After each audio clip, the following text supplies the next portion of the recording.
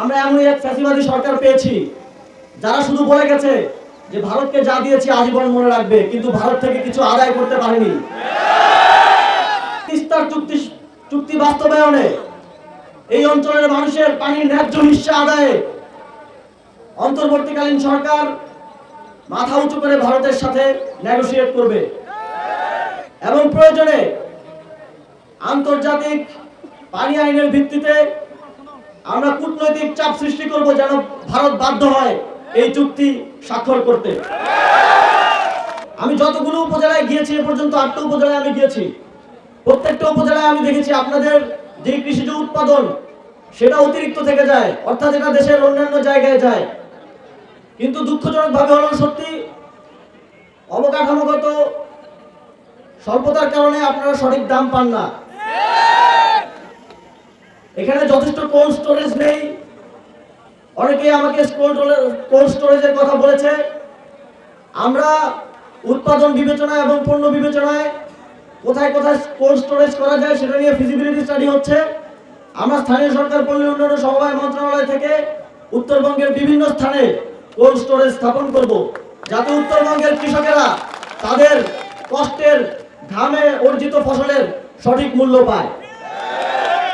উত্তরবঙ্গ বাংলাদেশের কৃষিজ উৎপাদনের ক্ষেত্রে সবচেয়ে উর্বর এবং সবচেয়ে বেশি উৎপাদনশীল অঞ্চল।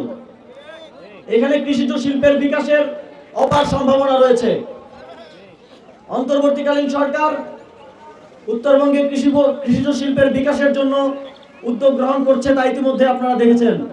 চিনি কলগুলোকে চালু করার সিদ্ধান্ত গৃহীত হয়েছে এবং অতি সত্বরই আপনারা সেগুলোর কার্যক্রম দেখতে পাবেন। এছাড়াও আরো যেই কৃষি সেক্টরে শিল্পের বিকাশ করা সম্ভব, অন্তর্বর্তীকালীন সরকার সেই উদ্যোগ গ্রহণ করবে। আপনারা জানেন তিস্তার পানির ন্যায্য হিস্সা আদায়ে একটি খসড়া নিয়ে বাংলাদেশ 2011 সাল থেকে ঘুরে বেড়াচ্ছে। কিন্তু বিগত সময়ে আমরা এমন এক ফ্যাসিবাদী সরকার পেয়েছি যারা শুধু বলে গেছে যে ভারতকে যা দিয়েছি আজীবন মনে রাখবে, কিন্তু ভারত থেকে কিছু আদায় করতে পারেনি। তাদের নতজানু পররাষ্ট্রনীতির কারণে তারা শুধু ভারতে গিয়ে ভারতের প্রধানমন্ত্রীর সাথে ছবি তুলেছে, তিস্তার কথা বলার সাহসটা পর্যন্ত করতে পারেনি। অন্তর্বর্তীকালীন সরকার তার গঠনের পর থেকেই পররাষ্ট্রনীতির ক্ষেত্রে শিরদাঁড়া উঁচু করে দাঁড়িয়েছে এবং তিস্তার চুক্তি বাস্তবায়নে এই অঞ্চলের মানুষের পানির ন্যায্য হিস্সা আদায়ে অন্তর্বর্তীকালীন সরকার মাথা উঁচু করে ভারতের সাথে নেগোশিয়েট করবে এবং প্রয়োজনে আন্তর্জাতিক পানি আইনের ভিত্তিতে আমরা কূটনৈতিক চাপ সৃষ্টি করব যেন ভারত বাধ্য হয় এই চুক্তি স্বাক্ষর করতে। আপনাদের সকলকে আজ আসার জন্য, আমাদের কথা শোনার জন্য এবং আপনাদের কথাগুলো বলার জন্য বিশেষভাবে ধন্যবাদ জানাতে চাই এবং এটা নিশ্চিত করতে চাই আমি চতুর্থবারের মতো আজকে আসলাম, কিন্তু আগামী 6 মাসে আমি আরো 4 বার আসবো।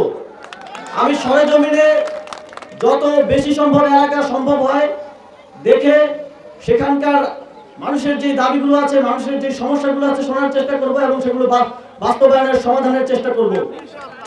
আমি নিশ্চিত করতে চাই যে অন্তর্বর্তীকালীন সরকারের সময়ে হয়তো আমরা দীর্ঘ 17 বছরের যে বৈষম্য সেটা ঘোচাতে পারবো না, কিন্তু যতটা সম্ভব সর্বোচ্চ আন্তরিকতার সাথে আমরা চেষ্টা করে যাব।